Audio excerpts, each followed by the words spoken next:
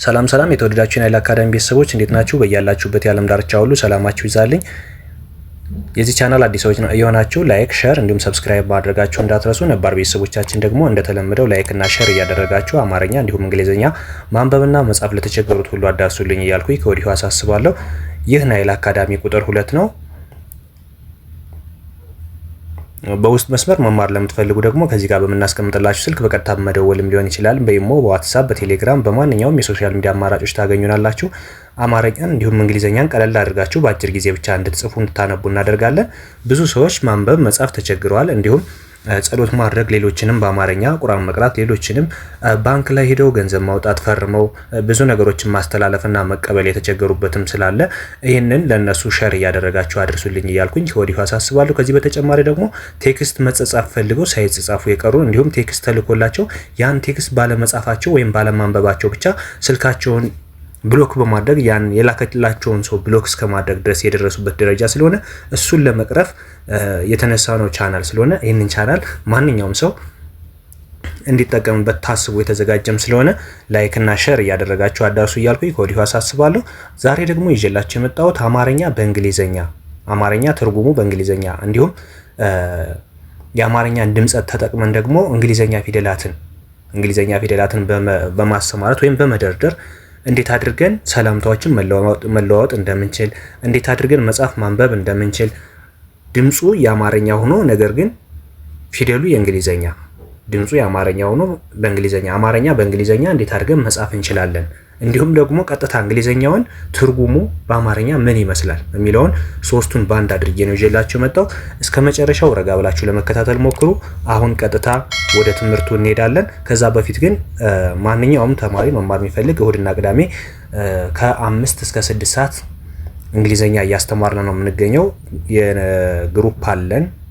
ግሩፑን ጆይን በማድረግ ተቀላቅላችሁ ማንኛውም መጽሐፍ ማንበብ የተቸገረ ሁሉ መማር ይችላል። ይሄ ለገዛ ብቻ የሚሰጥበት የእሁድና የቅዳሜ ብቻ ለገዛ የሚሰጥበት ቻናል አለ። ከሱ ጋር ግሩፑን ጆይን በማድረግ መማር ትችላላችሁ። አሁን ቀጥታ ወደ ትምህርቱ እንሂድ። ከዚህ ጋር እንደምታዩት በአማርኛም በእንግሊዝኛ በአረንጓዴ የተጻፈው በሙሉ በአማርኛ ነው። በቀይ የተጻፈው ደግሞ የአማርኛ ትርጉሙ በእንግሊዝኛ ፊደል የተጻፈ ነው። እዚህ ጋር ደግሞ በሮዝ ከለር የተጻፈው ደግሞ እንግሊዝኛ ነው ማለት ነው። ስለዚህ ዶንት ላይ ይላል። ዶንት ላይ DON ዶንት ላይ። አትዋሽ ዶንት ላይ አትዋሽ። አትዋሽ ለማለት ደግሞ አ ለማለት ኤ እንላለን። ት ለማለት ደግሞ ቲ፣ ዋ ለማለት ደግሞ WA፣ ሽ ለማለት SH። አትዋሽ። ከዛ ጉድባይ ደህና ሁን ለማለት በእንግሊዝኛ ፊደል ደ ስንል DA፣ ህ ስንል ደግሞ HI፣ ደህና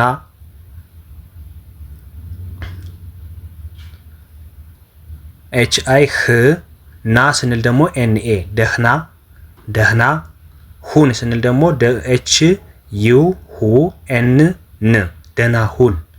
ደህና ሁን። ከዛ እዚህ ጋር ደግሞ ምንድን ነው የሚለው ጉድ ናይት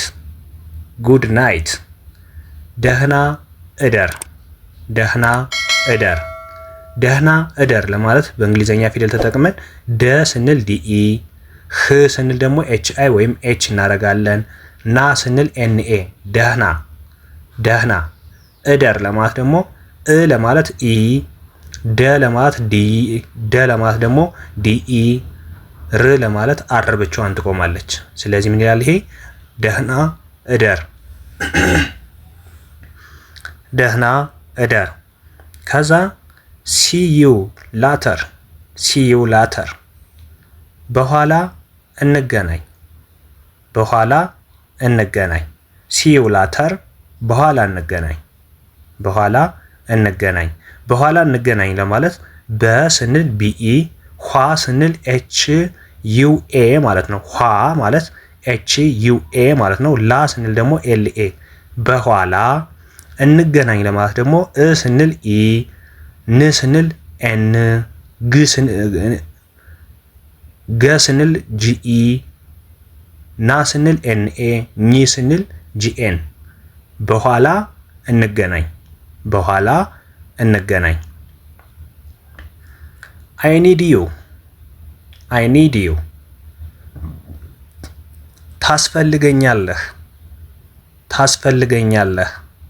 ታስፈልገኛለህ ሲል ደግሞ በእንግሊዘኛ ፊደል ታ ስንል ቲኤ፣ ስ ስንል ኤስ፣ ፈ ስንል ኤፍኢ፣ ል ስንል ኤልአይ፣ ገ ስንል ጂኢ፣ ኛ ስንል ኤንኤ ጂኤንኤ ይሆናል ማለት ነው። ጂኤንኤ ኛ ማለት ነው። ለ ስንል ኤልኢ፣ ህ ስንል ኤች። ይህ ምን ይላል?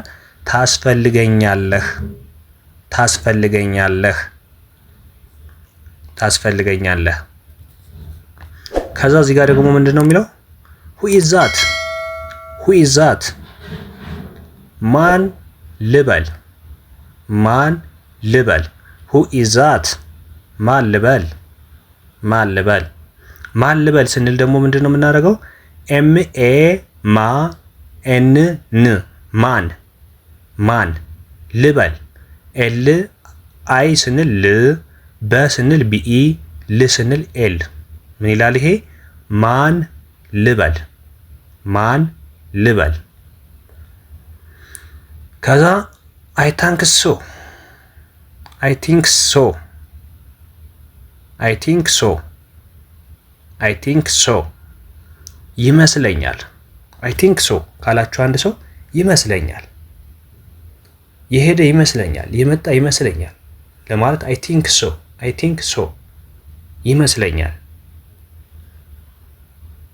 ይመስለኛል ለማለት ደግሞ ዋይ አይ ይ፣ መ ስንል ኤምኢ፣ ስ ስንል ኤስ፣ ለ ስንል ኤልኢ፣ ኛ ስንል ጂኤንኤ፣ ል ስንል ኤል። ምን ይላል በአንድ ላይ? ይመስለኛል፣ ይመስለኛል። ዶንት ላይ፣ አትዋሽ፣ አትዋሽ። ጉድ ባይ፣ ደህና ሁን፣ ደህና ሁን። ጉድ ናይት፣ ደህና አደር፣ ደህና እደር። ሲዩ ላተር፣ በኋላ እንገናኝ፣ በኋላ እንገናኝ። አይ ኒድ ዩ፣ ታስፈልገኛለህ፣ ታስፈልገኛለህ። ሁ ኢዝ ዛት፣ ማን ልበል፣ ማን ልበል።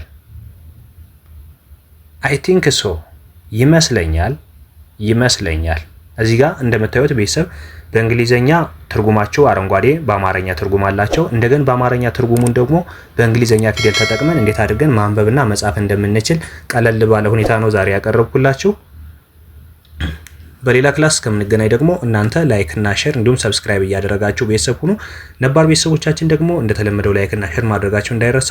በውስጥ መስመር መማር ለምትፈልጉ ከዚህ ጋር በምናስቀምጥላችሁ ስልክ በቀጥታ በመደወልም ሊሆን ይችላል። በኢሞ፣ በዋትስአፕ፣ በቴሌግራም በማንኛውም የሶሻል ሚዲያ አማራጮች የምታገኙ ነው የሚሆነው።